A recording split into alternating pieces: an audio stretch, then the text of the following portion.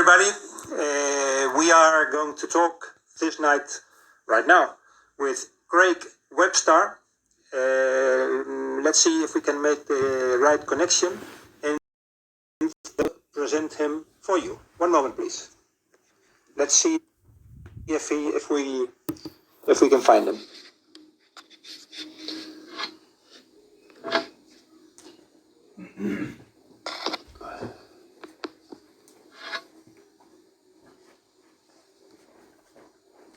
Okay, let's wait and see if we can find Craig Webstar from South Africa. He was a magnificent ATP player in the 70s, and then he made a great career as a coach. He trained lots of great players like Steffie Graf, Claudia Kohde, Ferreira, etc. Okay.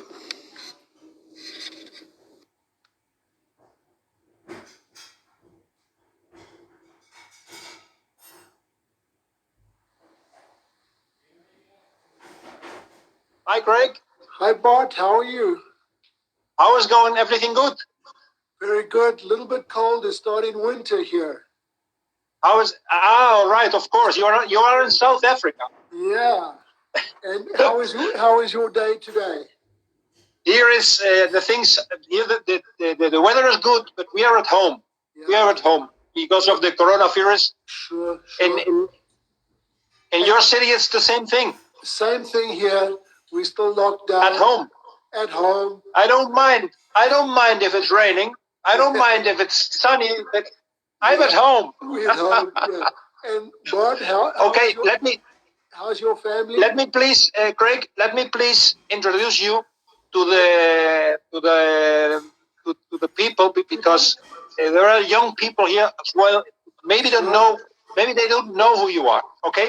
Exactly. Craig Webstar was a great ATP player. We'll talk about that. And also, as well, he was a great coach. He still is a great coach. So, thank you. Let's start with the when you was a player. You played with fantastic players like Ilie Nastase, Bjorn Borg, Wojtek Fibak, Yvonne Gularon, Martina Navratilova, Manolo Barrantes. Yeah, and lots more. So, how is it to play with those fantastic players? It means you were a fantastic player as well. Well, let's say it like this, no? Not really. I was just very lucky. From 1970 to 1974, there were probably only 130, 150 players in Europe playing professional tennis. So, and I was very lucky. I managed to be able to do that. So I was a good player, but certainly not a great player. You're very humble. What was your style? Your playing style? How was it? Yeah, I really did very well on clay and not very good on grass or hard courts. Yes. So I liked the clay. I was very fit. I was very determined. I was very dedicated. And I liked the slower pace of clay. I could stay back in my ground strokes. Being a left-hander, my ground strokes were great, and I was patient on the clay. So you were a patient. You were a patient, safe player. 100%, Bart. You got it. You got it. Okay, great. In those years, the players didn't earn lots of money. No, it were other times. No, so what did you have to achieve to make a living by playing tennis? Yeah, in those days, the prize money was very, very small. And the good players, when I say the good players, the top 8 seeds, they were getting money under the table in an envelope, maybe $3,000 or $4,000 for the week. And then they had to make up the draw of 32 or 64. And that was all by an invitation from the tournament director and an introduction by a player like Ilie Nastase helping me, or Edison Mandarino from Brazil helping me, or Roger Taylor from the United Kingdom helping me. So they got me invited to the tournament. Once we were at the tournament, we were lucky. The accommodation was taken care of, your meals were taken care of, and your transportation, whether it was a flight or train or bus, they paid for that to the next tournament. And that's how we managed Yes, of course, to live. I understand. So we were almost like a gypsy, We were just traveling. Right now, these days, top 100, top 200 maybe can make a living with tennis. All right? In your times, it was totally different. Very and different. one moment, of course, one moment you saw that it didn't work good like this because there's lots of costs and the earning money was just a little. So you stepped out and you concentrated on a coach career.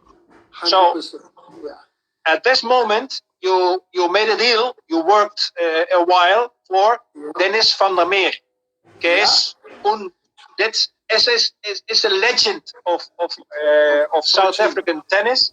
He passed away last year. 87 years old he was, and you worked for him a while, isn't it? Yeah, I worked for him. I was one of the founder members of coaches going to the Dennis van der Meer in 1976 to be coached by him and get a certification on becoming a teaching professional. And based on that, and because I was South African and he was South African, we had a connection, and he offered me a job, and I worked for him in Virginia, in the States, and that was a fantastic opportunity to really work with him and get the experience that he had built up over the years. And Dennis van der Meer, as you said, he's a legend, he's an icon, because he started the basis and the principle of modern tennis methodologies. So I was very, very, very fortunate. I was very lucky. Okay, after that, you made a great decision because you founded and directed the very best tennis academy of South Africa. Lots of fantastic players went to your academy, and you coached them. There's one name. I will mention because I was a fan of him, and he was number 4 in the world. Wayne Ferreira. So, how was it to work with him? Yeah, it was actually really very difficult because he was around about 13, 14 at the time. He was already number 1 in the under 14 in South Africa, almost number 1 under 16. And he came to me for some private lessons, some private tuition. And also he came to me in the provincial team. So the team of the province, we were the strongest province, and I worked with him. But he was already, you could just see he had that fire. He had that belief. He had that desire. He was an arrogant young guy. He was like young Boris Becker. He could throw a racket, or young Roger Federer. He had a bad temper. But we managed. Is that necessary, Craig? Yeah. Is that necessary to have success? That kind of character? In many ways, it is a very good trait to have healthy ego and have a strong determination, and a extroverted personality in tennis is one of the ways to be very, very good. And a good belief in yourself, isn't it? Absolute confidence, absolute belief in yourself. Without that, it's very difficult to make it. Because that doesn't mean he is a bad person. No. It's just his strong character. 100%. And especially when he was on the court, he wanted to win so badly, exactly like Steffie. When we get to talk about Steffie, he hated losing. He didn't want to come off the court losing. So that what caused him to have a bad temperament at the time. But as he matured and he got better, he grew out of it, and he became a very good player. But his true, outside of his aggression and his determination, he had fantastic hand skills. He had brilliant forehand, and he had very fast hands. He was a really good player. Yes, I liked him. I liked him very much, the play. Yeah. Okay, the next thing in your career was Nicky Pilic. Nicky Pilic called you and invited you to work for as the German national women's coach in Germany. Yes. Nicky Pilic was in those times, he's Croatian, and in those times he was a very important person in German tennis. So he had, for instance, he had a great tennis academy in Hamburg, isn't it? Yeah. And so he invited you, and you accepted that invitation. That makes you work several years with several fantastic German players in those times. There was Bettina Bunge, 6th of the world. There was the 4th of the world, Claudia Kohde Kilsch. And of course, Steffie Graf. Steffie Graf was in those years 24 in the world, with just 16 years old. So what was your relationship, and how was working with Steffi Graf in those years? Yeah, so Nicky Pilic phoned me and said the current DTB, Deutsche Tennisbund, national diamond trainer was going to resign. He was starting an academy in Spain, and he said, if you're interested, I can recommend you to the board of directors. So he recommended me to come over to Hanover and meet the board. I went to meet the board, and I also had to do some technical training with a very famous guy called Richard Schoenbaum. You might have heard of him. He's written a lot of books. Yes, of course. Very famous guy in tennis, especially in Germany and Czechoslovakia. Richard was good, and he tested me. He recommended back to the board, and they offered me the job. So I accepted the job, and I commenced my work there, working at the Leitzenzentrum, and also being on full-time on the WTA tour with the top players. Okay. So there were 8 top players. Claudia was not the number 1. She was 4 in the world. Bettina was number 2. She was 6 in the world. Number 8 was Eva Pfaff, the name Eva Pfaff. And number 9 was a girl called Sylvia Hanika. And then there was Steffi, who was number 24 at 16. So, and we traveled to the main tournaments, and we practiced at the Leitzenzentrum. But we played the Wimbledon and the French Open and the Italian Open. How was Steffi? How was Steffi? She seems in television. She seems very, very sympathetic, easy, not really nervous. I don't know. How was she? Yeah. She was very, compared to Wayne Ferreira, she was very, very quiet, very humble, very together, very disciplined, German culture, and introverted at that age. But she had a different burning desire. She wanted to win every point, not every match. She wanted to win every point. She had so much determination. It was unbelievable.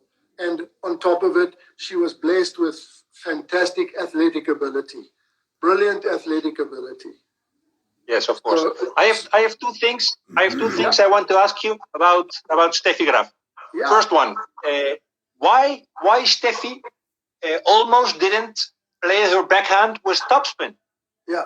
Well, actually, that is everybody asked me that question. I'm sure. Why did she only slice? Why did she only slice, and especially cross court very low, or push it down the line and wide? Why did she do that? She just felt so comfortable with that shot. When she got into position, when she moved her body into position to play the ball, there was no doubt about whether she could execute the shot. She had absolute confidence in her backhand slice, and it was very, very effective on grass, and it was also very effective on clay, actually. So she used that shot to open the court. She used that shot to pull the player out of position. So it was for her a bread and butter shot. You know, so I understand that because I think she had the best slice backhand all time, and she, like you say, she doesn't use it just to defend, but she uses it to open the court and to maintain to keep the initiative. 100%, yeah, 100%. And then, of course, you know, with her athletic ability and her speed around the court and her ability to stay so agile and flexible, a little bit like Djokovic right now, she was just phenomenal mover. So no matter what the opponent did, she was always there for the ball. She was never late for the ball. Okay. I have another doubt about Steffi Graf. Sure. She had a wonderful forehand. Lots of people say the best or one of the best forehands all time in all time ladies tennis. But as well, lots of people say besides it was such a good forehand, she really took it. She really hit it. She hit it a little not bit in front of her body, but next to her. Yeah, next to her. Her contact point was a little bit late, but her balance was so good. She could adjust. She could adjust so quickly to the ball because of her unique balance, and that allowed her to wait a little longer on the ball and to hit it a little bit late. So you're 100% right, Bart. She would wait for the ball. She wasn't hitting the ball in front like Roger or the modern player today, where they were striking the contact point way out in front. She was always a little late, but that little bit of lateness gave her quite a lot of disguise. So the player now said, "Oh, is she going cross court? Is she going down the line? Is she coming down the middle?" So in a way, it was effective for her. Of course. Somehow she managed to get a lot of power from all her shots. So if you stood on the side of the court, you weren't coaching on the court, you were looking from the side of the court, and you listened to the sound from the racket. It was also very, very clean, always very clean, the strike. So she had some really unique talent. That's a great explanation. Okay. The collaboration with the Germans ended because your father passed away. You should go to South Africa to handle things with their family business. All right. Yes. And then you started to work for the Chinese Taipei Tennis Association. You went to work with Chinese. You did that very good, very well, because you had one student, one player. His name is Jason Tseng. He won the juniors of Roland Garros 2 years ago. Yeah. Is that right? Correct. 2 years ago. And he was